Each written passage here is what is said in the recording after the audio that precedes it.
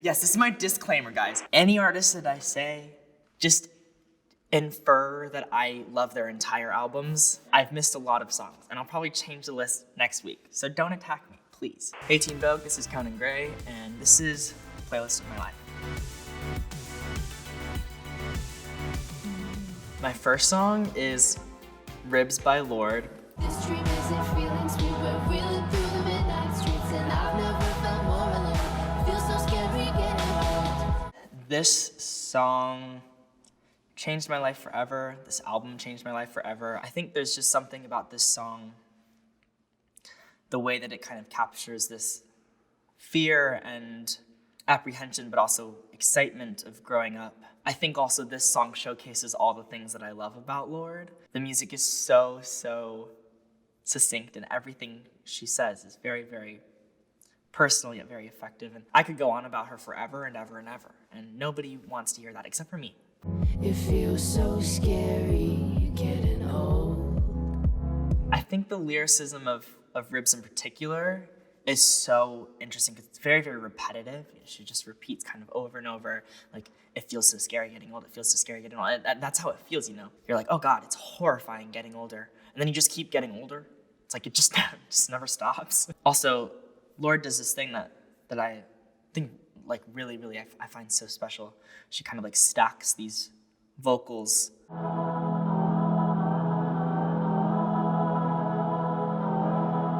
And makes her own synth with her vocals, and that's something I did kind of in the very beginning of me making music. I didn't really play synth, so I just made harmonies with my voice, and I feel like that's something that I, kind of learned from her. She knows how to kind of use her voice in such special ways, and I'm an absolute nerd for her, and I love her so much, it hurts. My fans are gonna attack me for this, because they're like, you say this in every interview. My second song is Style by Taylor Swift. You got that daydream look in your eyes. I can't even look at the camera because I can already tell what the comments are gonna be. Like, of course it is, Conan. But of course it is. What am I supposed to say? Am I supposed to lie? If I could, I would put Taylor's entire discography on this playlist of my life. My Spotify Wrapped was just 10 Taylor songs. I'm choosing Style because I love the song. I think something about the movement and the beat and the way it's just so simple yet so complicated is something that I'm constantly kind of looking towards as I guess just a goal of mine. She just did such a good job at telling the story in such a catchy way. And I think that's what Taylor does so well. She can tell an entire story with just a few lines. Midnight, you come and pick me up, no headlights. When this album came out, I bought the album. I bought 1989 for my sister. I bought the Target exclusive version for my sister. I mean, I remember like playing this song in her Saturn, blasted. It would destroy the speakers. And it was just such a religious experience. I remember just wishing I could write a song like that one day. Next is the song Masterpiece by Big Thief.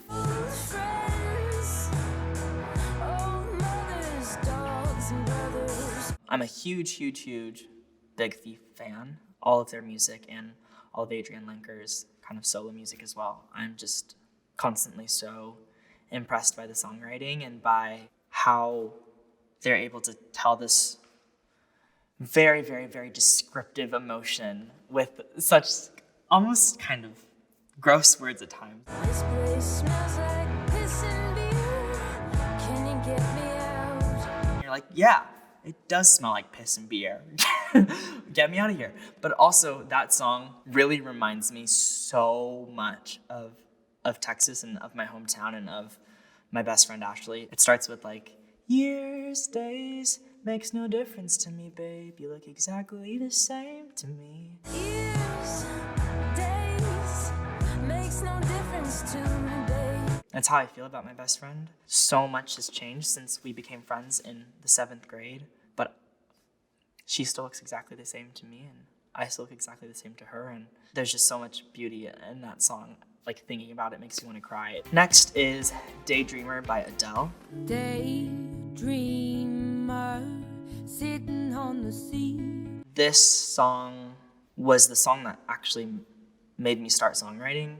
Adele kind of painted this picture of this person so beautifully in a way that I'd never really known before. And it was the first time that I remember I was really affected by a song, which sounds weird, but I was 12, so leave me alone. It's actually really hard to write an Adele song, but I thought I could do it at 12, and I tried over and over and over and over and over, and I haven't stopped since. You can find him.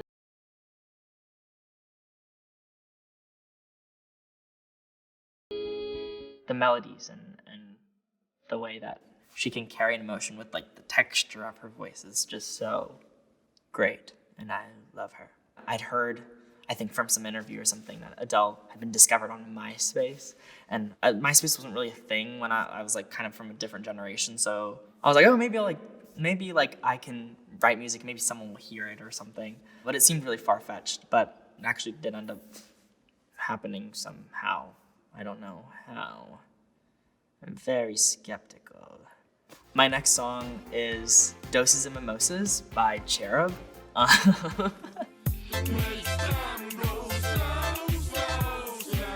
I'm putting this song on this list because, one, this list is so serious. It's like, doesn't need to be this serious, but I took this really seriously because this is like a really hard question to ask. But also, this song actually did have quite a big effect on me. I discovered it, I learned about its existence in the boys' locker room when I was 14 years old. Terrible, terrible times. But this boy who had the locker next to me, I hope he doesn't see this interview.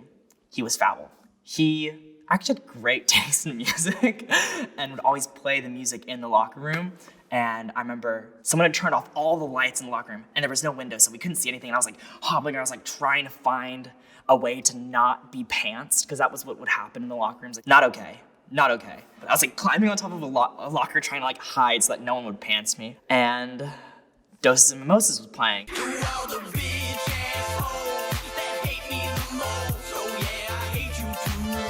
I think it's the kind of song that just kind of like reminds me not to take life too seriously. Like, if you hate me, that's fine. That's totally fine. I hate you too. It's not a big deal. Like, it's really not that serious. It reminds me that nothing matters.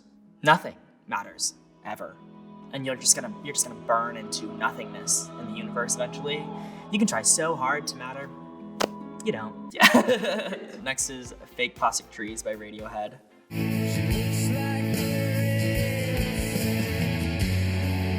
Radiohead really inspired a lot of my songwriting, especially when I was working on my debut album, Kid Crow. I was very, very, very, very, very lonely.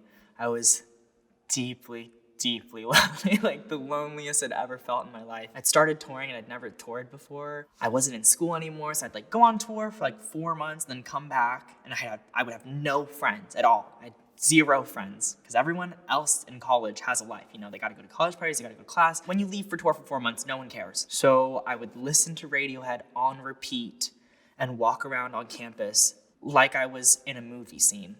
I wasn't. But it really provided me a lot of comfort at that time, and I think Kid Crow was an album all about loneliness and all about kind of feeling like you couldn't relate to anyone, and a lot of Radiohead songs have this kind of feeling of, I guess, isolation, but also feeling kind of disjointed from things. And a lot of the chords are very kind of make you feel uncomfortable.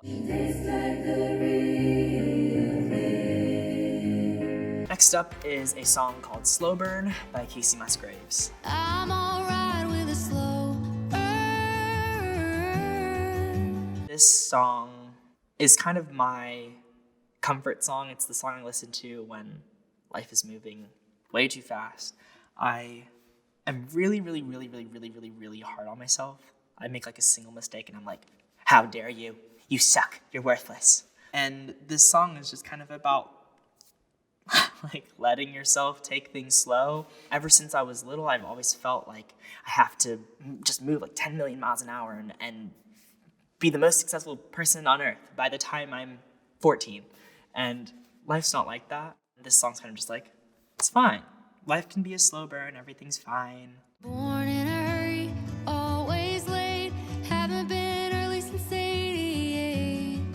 I think this song kind of has like similar reminders as like Vienna by Billy Joel. It's like, take it slow, kid. Everything's gonna be fine. Next is Smoke Signals by Phoebe Bridgers. You must have been looking for me. I listened to this entire album and Phoebe's new album obsessively, but this album in particular and this song I listened to so much when I was kind of first moving to college.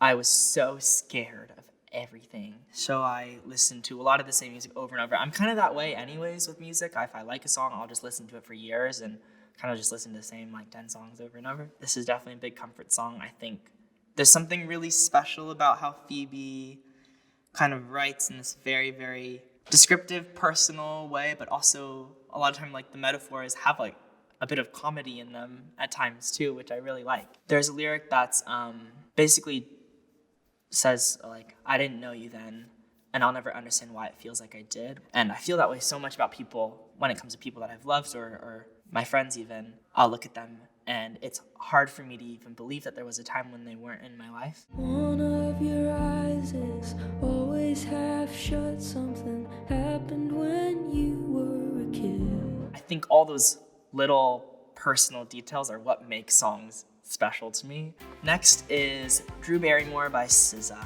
I get so lonely, I forget where I'm worth. This was a song kind of made me discover SZA, so it always will have a special place in my heart. This song is so special. I think it showcases everything that's special about SZA. I think that SZA truly is one of the best songwriters of our entire generation. I listened to SZA so much when I first moved from my hometown in this very, very scary time of my life that I couldn't listen to SZA for years because anytime a SZA song would come on, I'd be like, please turn it off, because it just reminded me of this terrifying time in my life where I had no idea what was going on. But then now that it's been long enough, these songs are just so beautiful. Why is it so hard to accept the party is over? It's like you're having a conversation with her. The way that she writes, it's just so special. And this song, I think, has all of the feelings of insecurity that I've felt my entire life kind of packed into this song in particular. I think that this playlist in my life is very general. If there's any songs that I'm missing, please spare me. I'm trying my best. Thank you so much, Team Vogue. That was my playlist of my life. Be sure to check out my music and my album Kid Crow, and bye, take care.